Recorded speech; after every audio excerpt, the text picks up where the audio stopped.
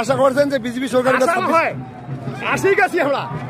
নমস্কার। গত দুদিন আগেই দেখলেন মেখলিগঞ্জ বিধানসভার চাংড়াবান্ধা কিন্তু একদম গেরুয়াময় হয়ে উঠেছে। মনে হচ্ছে বিহার থেকে গেরুয়া ঝড় কিন্তু পশ্চিমবাংলার দিকে ধেয়ে আসছে। সেই সংকল্প পরিবর্তন যাত্রায় আলাপ হয় এক সংখ্যালঘু সমাজে চাচার সঙ্গে।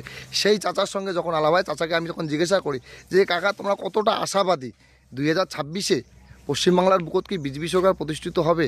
মোক কাছে বাউ আশাবাদী কিসের? বিজেপি সরকার আসি গেইছে, তুই দেখা পাচ্ছিস না?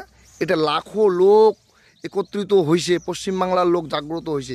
সেই সংখ্যালঘু চাচা কি কইল, কি আলাপ হইল মোর সঙ্গে, মুই সেইটাই তোমার সঙ্গে শেয়ার করো। তো তোমরা ভিডিও কান আগত বেশি বেশি করে শেয়ার করিবেন এবং পশ্চিমবাংলার সবাইকে দেখার সুযোগ করে দিবেন।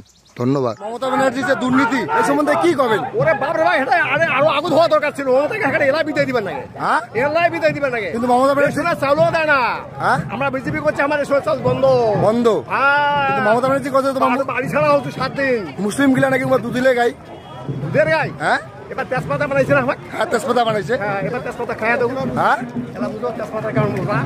তোমাকে তো তেজপাতা বানাই ফেলাইছে। হ্যাঁ, তেজপাতার কেমন ভাজা বুঝো। আর এসআইআর নিয়ে তোমার কি বক্তব্য? ওর বাবা এসআই তো আরো আগত হলে আরো ভালো হইলে। হ্যাঁ, দেরি করি হয়ে গেল। বসে যে ওর কাম সারা আজি দেখি ওর বড় সারা হবে। আজি দেখছি না 2026-এ গাছ তো সে একটা নির্মূল এখানে। হ্যাঁ, দেখা লেখিনি আর বাড়ি জ্বালায়। লেখিনি আর বাড়ি জ্বালায়। দাদা আমার ঠিক কইছে।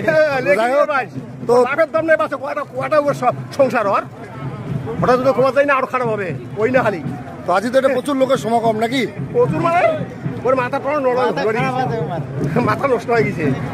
তাহলে তোমরা আশা করছেন যে বিজেপি সরকারের কাছে আসি গেছি আমরা, আসি গেছি। আশা তো মানে দেরি আছে।